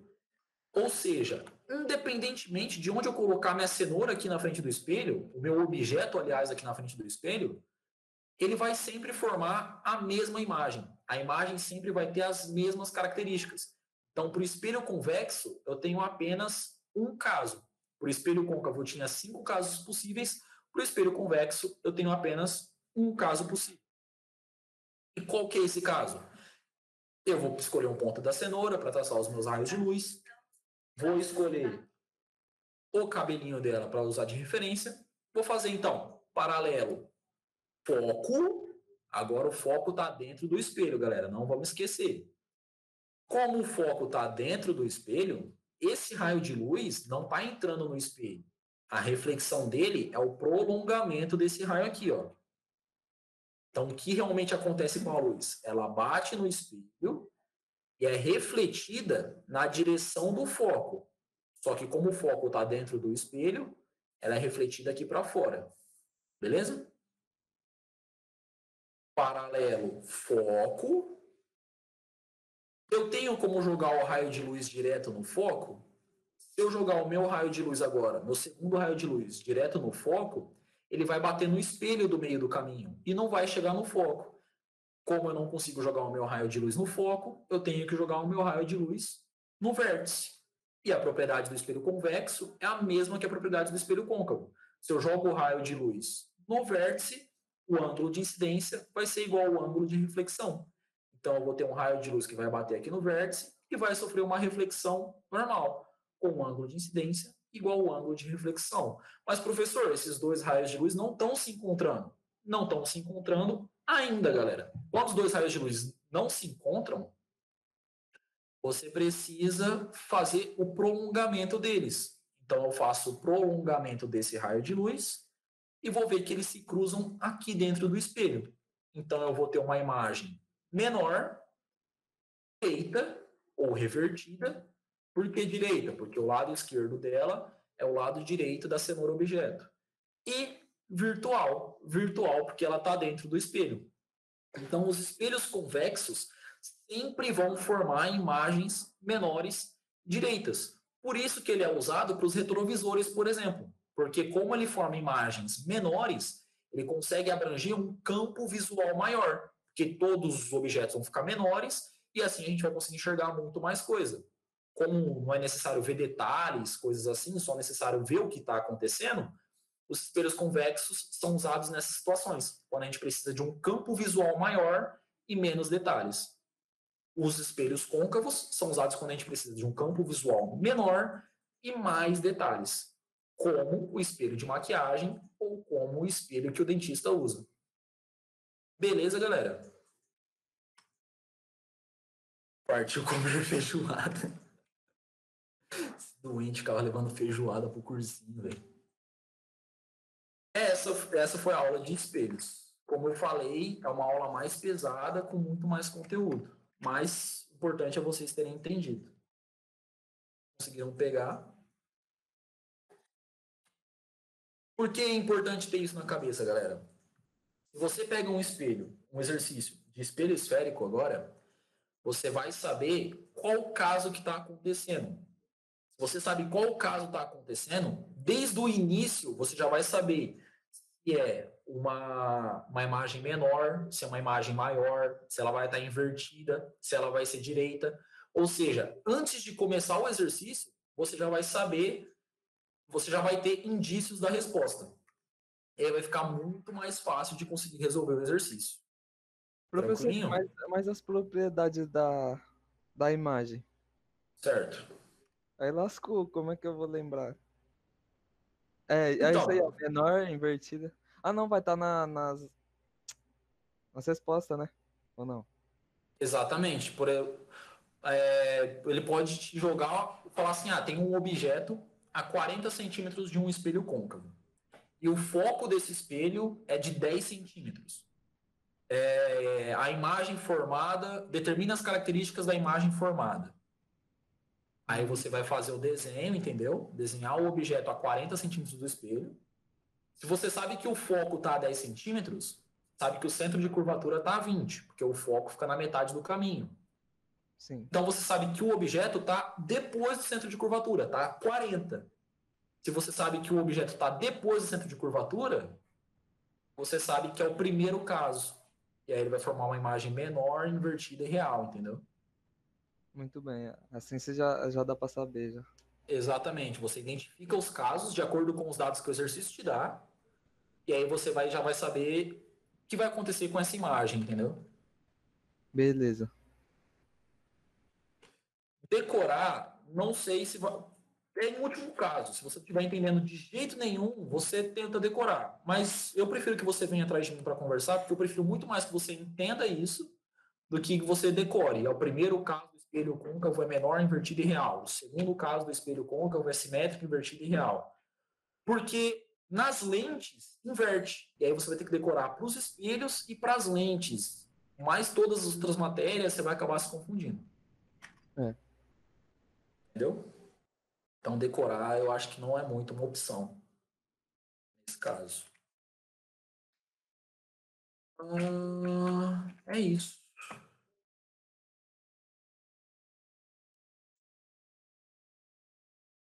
Conseguiu entender todo mundo os espelhos? Senão eu explico de novo, galera, sem problema nenhum. Isabeles?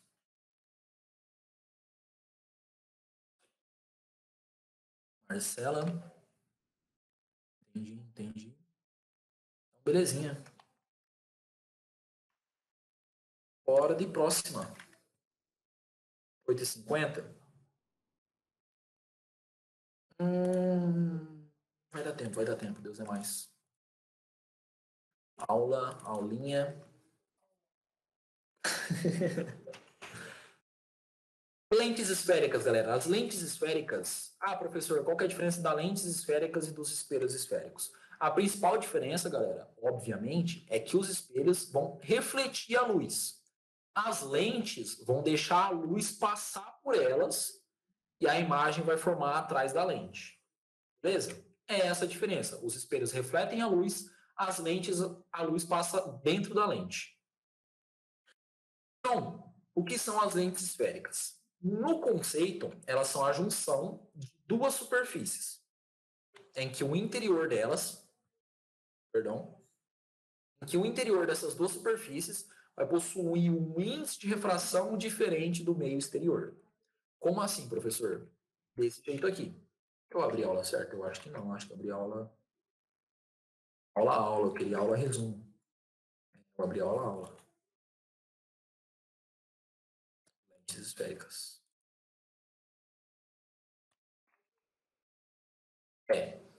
Então, junção de duas superfícies. Então, aqui, que nem nesse primeiro caso, eu tenho a junção de duas curvas. Nesse segundo caso, eu tenho a junção de um plano e de uma curva. E no interior dessas duas superfícies, eu vou ter um índice de refração diferente do índice de refração daqui de fora.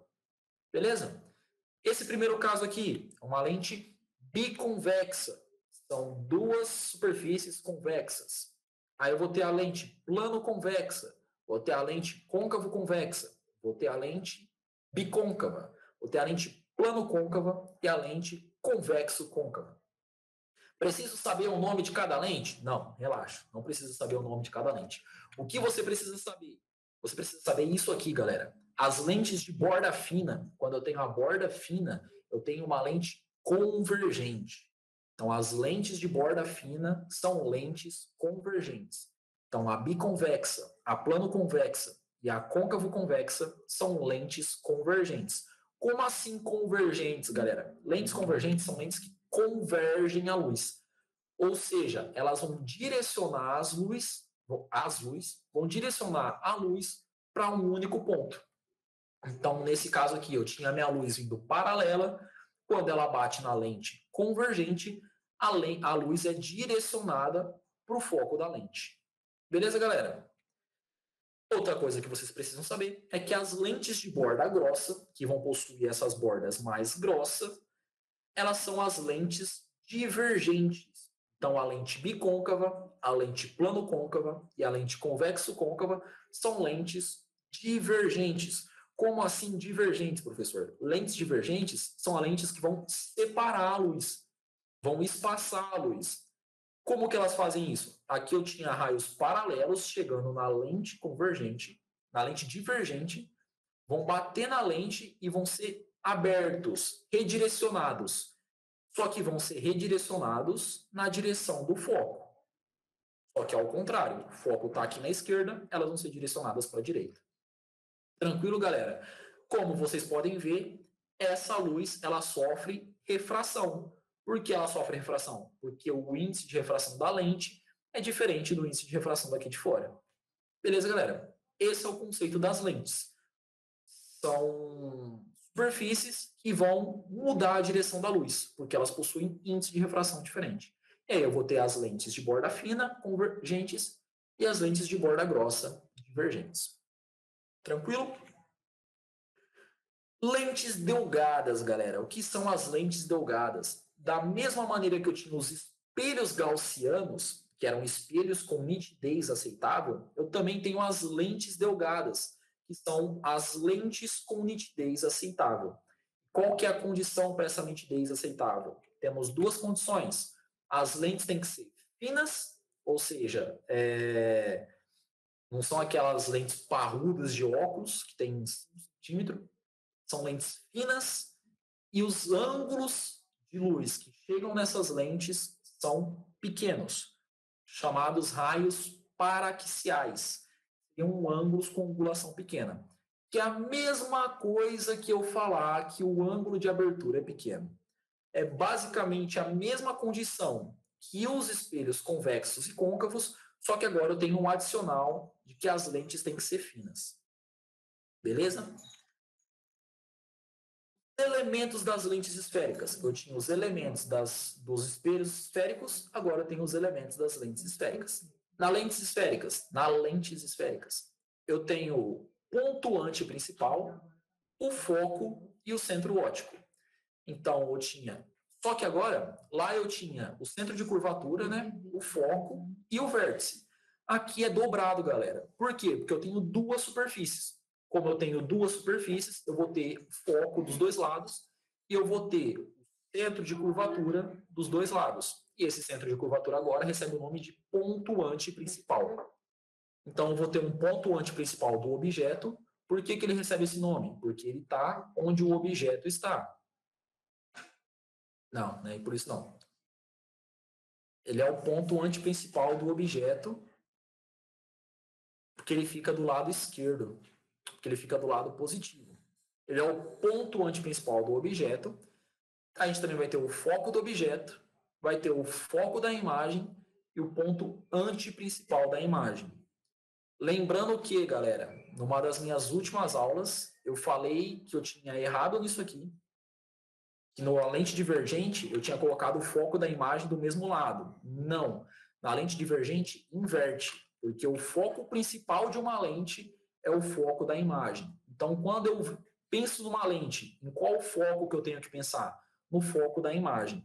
Então, basicamente, o foco da lente convergente fica na direita e o ponto antiprincipal da lente convergente fica na direita. É como se eu ignorasse esses dois. E na lente divergente, vou ter os mesmos pontos, ponto antiprincipal da imagem, o foco da imagem, o ponto antiprincipal do objeto e o foco do objeto, e o centro óptico. Só que eu, nos exercícios, vou levar em consideração só o foco da imagem e o ponto antiprincipal da imagem. Beleza, galera? Uma pergunta? Deixa eu ver aqui. Lembra quando inventaram a máquina que viaja no tempo para bater no Isaac Newton? Ô, louco, cara. Isaac Newton era top demais, hein? Imagens formadas por lentes esféricas. Eu tinha as imagens formadas pelos espelhos côncavos, pelos espelhos convexos, e agora eu vou ter as imagens formadas pelas lentes convergentes e pelas lentes divergentes. Para as lentes convergentes, da mesma forma que o espelho côncavo, eu vou ter 5 casos possíveis. Primeiro caso, eu vou ter aqui o nosso objeto na frente da lente. Esse objeto, eu vou escolher um ponto dele para traçar os raios de luz e eu escolhi o cabelinho da cenoura. E a minha cenoura, no caso, seria o objeto. Então, do ponto que eu escolhi, eu vou traçar um primeiro raio paralelo e vou direcionar ele para o foco. Como eu falei, o principal foco é o foco da imagem. Então, vou fazer paralelo, foco. E para o segundo raio, eu vou jogar para o foco do objeto. Então, vou fazer paralelo, foco, foco, paralelo. Beleza, galera? Por que isso é funcional? Porque, ó, galera, se eu tenho um raio paralelo chegando numa lente convergente, volta. Se eu tenho um raio paralelo chegando numa lente convergente, a lente convergente direciona esse raio para o foco. Então, se eu tenho um raio convergente, eu tenho um raio paralelo chegando numa lente convergente, esse raio vai ser direcionado para o foco. Se eu tenho um raio, então, pelo princípio da reversibilidade, passando pelo foco e batendo na lente, esse raio vai sair paralelo. É por isso que isso dá certo. Paralelo, foco, foco, paralelo. Da junção dos dois raios, eu vou ter a formação da minha imagem. Eu escolhi o cabelinho da cenoura de ponto, então vou começar a desenhar o cabelinho da cenoura. Então, vou ter uma imagem menor, invertida e real, galera. Mas, professor, o lado esquerdo não era o lado real, o lado direito não era o lado virtual? Era, para os espelhos. Por quê? Vamos pensar. Quando eu tinha um espelho, meu lado esquerdo aqui era o mundo real, o mundo onde eu estou, o mundo onde eu toco as coisas. E o lado direito era o mundo virtual dentro do espelho, onde eu não consigo tocar as coisas. Beleza. Na lente, os raios vão bater na lente e atravessar a lente. E a imagem vai ser formada aqui atrás. Como a imagem consegue atravessar a lente e ser formada aqui atrás, então a imagem é formada no nosso mundo real. Por isso que nas lentes é invertido. O mundo real é o lado direito e o mundo virtual é o lado esquerdo. Beleza, galera? Nas lentes você vai inverter. Como essa é uma imagem virtual, uma imagem real, ela está sendo projetada. Então, eu só conseguiria ver essa imagem se eu tivesse uma tela, uma parede, alguma coisa aqui atrás para eu conseguir projetar essa imagem. Tranquilo, galera? Segundo caso, quando eu tenho o nosso objeto em cima do ponto antiprincipal. Vai ser a mesma coisa do espelho côncavo. Eu tinha primeiro um objeto muito lá atrás, depois um objeto no ponto antiprincipal, depois entre o ponto antiprincipal e o foco, depois em cima do foco, depois entre o foco e o centro óptico. Beleza? Bora lá então. Quando eu tinha um objeto muito lá atrás, vou fazer paralelo foco, foco paralelo, vou ter uma imagem menor, invertida e real.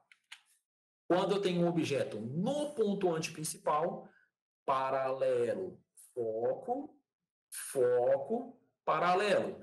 Do ponto que eu escolhi, eu começo a desenhar. E aí eu vou ter uma imagem simétrica, como simétrica, do mesmo tamanho, invertida e real. Professor, como que eu chego nessas propriedades? Você vai chegar nessas propriedades desenhando os raios paralelo, foco, foco, paralelo, chegando no cruzamento dos raios e desenhando a imagem. E aí você vai comparar a imagem com o objeto. Você vai ver se ela é maior, se ela é menor, se ela é do mesmo tamanho. Você vai ver se ela está invertida ou se ela está revertida, se ela é direita. E vai ver em qual lado da lente que ela está. Se ela está no lado real ou no lado virtual. Então, fui entender isso agora. Entendeu? Isso aqui não é decorado. Você vai desenhar, fazer os raios e chegar nas propriedades da imagem. Beleza? Beleza.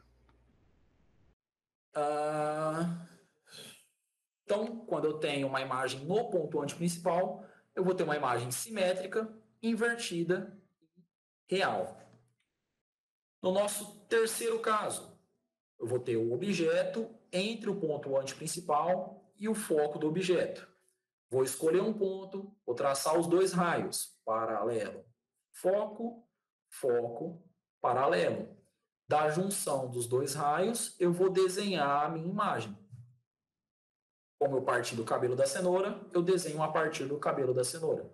E aí eu vou ter uma imagem maior, invertida e real. Beleza, galera? Novamente, essas propriedades eu não decoro. Eu vou ter o objeto e vou saber onde ele está em relação à lente. Aí eu desenho os raios, paralelo, foco, foco, paralelo, e vejo onde a imagem é formada. E aí, da imagem, eu comparo ela com o objeto e vejo se ela está maior, se ela está menor, se ela está do mesmo tamanho, se ela é revertida, se ela é invertida e se ela está no lado real ou no lado virtual. Beleza? Nosso quarto caso, quando ela está exatamente no foco. Quando ela está exatamente no foco, o primeiro raio é padrão, paralelo, foco. O segundo raio, como eu não consigo direcionar ele para o foco, eu direciono ele para o centro óptico. Nos espelhos, os raios batiam e eram refletidos. Nas lentes, os raios só atravessam o centro óptico. Qualquer raio de luz que passar pelo centro óptico vai passar reto. Como ele passa reto, esses dois raios aqui são paralelos. Então a imagem nunca se forma e aí você vai saber que ela é imprópria. Vai se formar no infinito. Beleza, galera? Último caso das lentes convergentes, quando o objeto está entre o foco e o centro óptico. Quando o objeto está entre o foco e o centro óptico, você vai fazer... Aqui está meio confuso, mas acompanhe o mouse, por favor. Esse é meu objeto, o menorzinho. Escolhi o cabelinho dele. Vou fazer, ó, paralelo, foco. Como eu não tenho como direcionar o segundo raio para o foco, porque senão ele nunca bateria na lente, eu jogo ele para o centro óptico. Quando eu jogo para o centro óptico, ele só passa reto. Então, vou fazer paralelo, foco, centro óptico. Esses dois raios aqui que foram formados nunca vão se encontrar. Como eles nunca vão se encontrar, eu preciso fazer o prolongamento deles para ver onde eles se encontram. Aqui para baixo eles nunca vão se encontrar. Aqui para cima eles se encontram.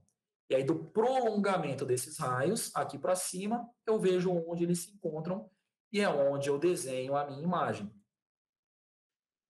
A minha imagem, então, ela vai ser maior, porque ela é muito maior que o meu objeto, vai ser direita, aqui no caso não inverti, e ela vai ser virtual, porque ela está no lado esquerdo da lente. Virtual, galera, também significa dizer que essa imagem está dentro da lente. É difícil de enxergar, mas é isso que acontece. Essa imagem está dentro de uma lente. Quer ver? A lupa. A lupa é uma lente convergente. Então, aqui atrás eu tenho o nosso observador e ele está vendo essa régua. A régua é o nosso objeto. Como eu consigo enxergar a imagem não foi projetada. Então, ela é uma imagem virtual. Se ela é uma imagem virtual, o único caso da lente convergente que é virtual é esse caso aqui, quando o objeto está entre o foco e o centro óptico. Por isso, inclusive, se você tentar ver qualquer coisa com uma lupa de longe, a lupa não vai formar imagem nenhuma, porque o objeto está muito longe da lupa. E aí a lupa vai estar projetando a imagem. Conseguiram entender? Nesse caso aqui, eu vou ter a minha régua como objeto e o cara está olhando para a lupa e está formando imagem. Se está formando imagem e eu consigo enxergar, então é uma imagem virtual. Imagem virtual, ela vai estar dentro da lupa, galera. Eu não consigo tocar essa imagem. Essa imagem que está sendo formada aqui, não consigo tocar ela. Então, ela está no mundo virtual, dentro da lupa. Beleza? Deixa eu ver se tem alguma dúvida. Não.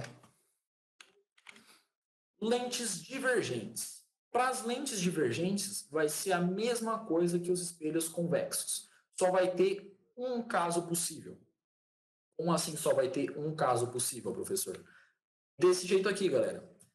Aqui, por exemplo, eu joguei o objeto lá atrás. atrás do ponto antiprincipal.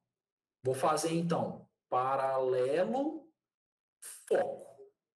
Ah, professor, por que você não jogou dentro desse foco aqui, ó, no foco da imagem? Porque o foco principal da lente divergente é o foco da imagem, que aqui eu não troquei. Esse foco aqui é o foco da imagem. Então, vai fazer paralelo, foco, só que como é uma lente, o raio atravessa. Então, o raio verdadeiro está vindo aqui para cima. Ó.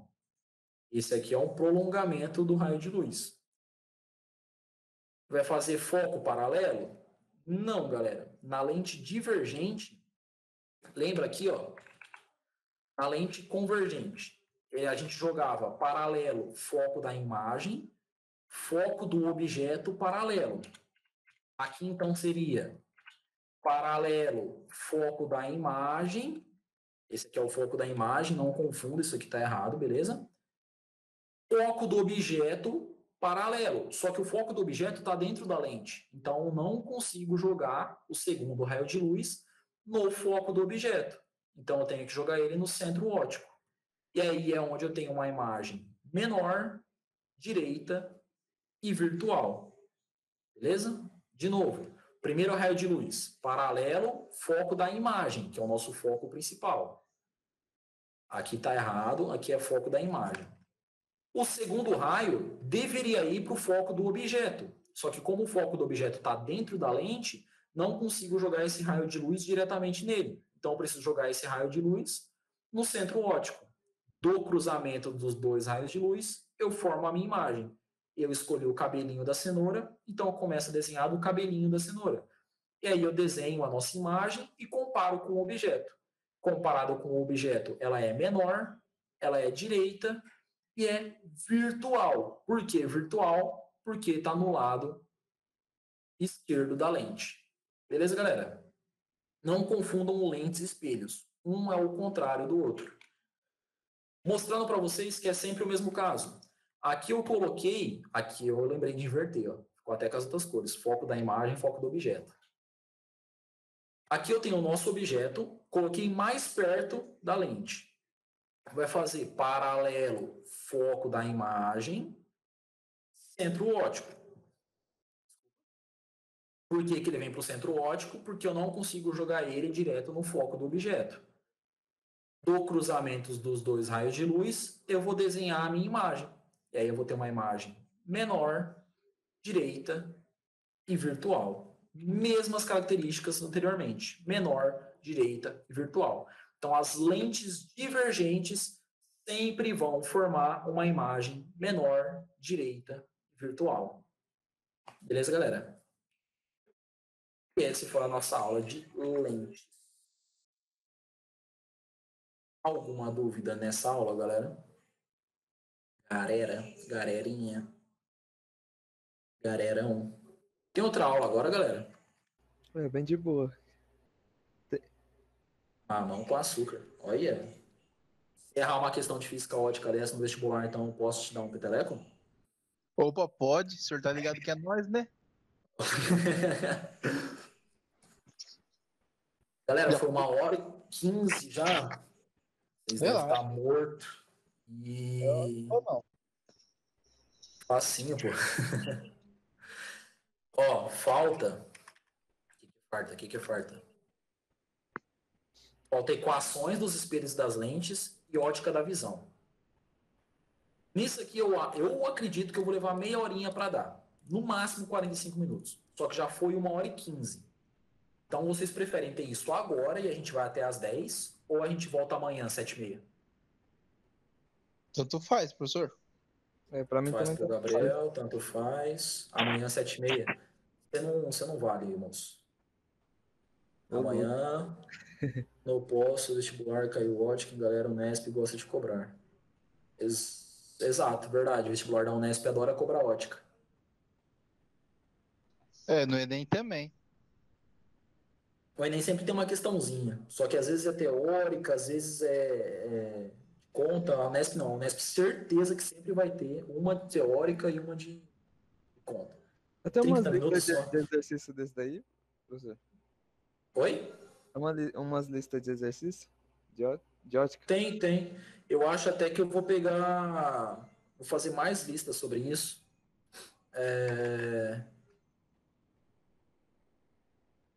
Fazer mais listas dessa parte aqui.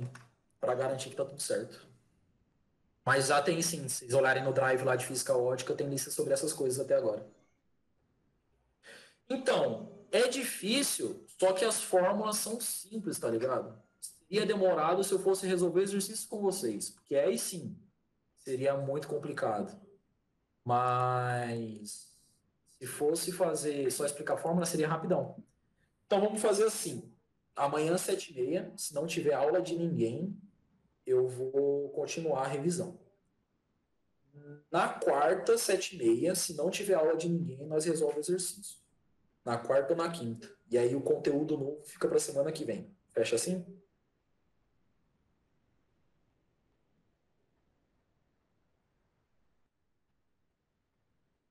Ok, beleza, ok. Leandro? E tá ok. Beleza. Dona Isabela pode ser. Beleza, fechou, Dona Isabela. Perdão. Então fecha assim. Amanhã eu continuo. Amanhã eu continuo a revisão. Vou explicar as fórmulas. E na quarta, quinta ou sexta a gente resolve exercícios. Fechou? Aí eu separo uns exercícios. Se vocês quiserem trazer mais exercícios também, a gente resolve junto. Eu trago primeira e segunda fase. Então, professor, eu não vi pelo WhatsApp, né, as outras aulas. Eu tinha visto direto pelo YouTube, aí eu não achei essas listas, não. E eu acho que já passou, né? Então, se você tem acesso ao drive da sala, Dessa sala aqui? tipo da sala de vocês, da C1, C2, C3, C4. Que sei que ele é, será?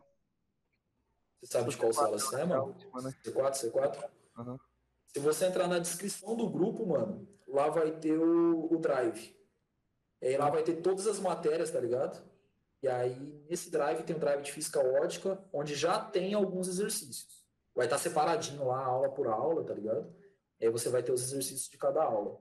Cuidado Mas- pra não explodir. Não, eu acho aqui. Valeu. Mas eu vou pegar exercícios fora daquela. Vocês preferem que eu pegue exercício daquela lista ou exercício fora daquela lista? Ou os dois? Pega de fora e de lá também. O que tem lá dentro é da Unesp? Lá tem de todos os vestibulares, mano. Ah, pega um, vai variando. Pega um da Unesp, um da FUVEST. Não sei, professor. Exercício de fora. É É que você bom, já né? resolveu todos os exercícios, né, Watson? Mistura tudo? Então, vou misturar tudo, então. Então, bora. Aí eu pego os de primeira fase, segunda fase, nós resolvemos junto. Beleza? Pega uns do ITA também e é nóis. Fechou então, galerinha. Por hoje é isso. Muito obrigado pela presença de todos e boa noite.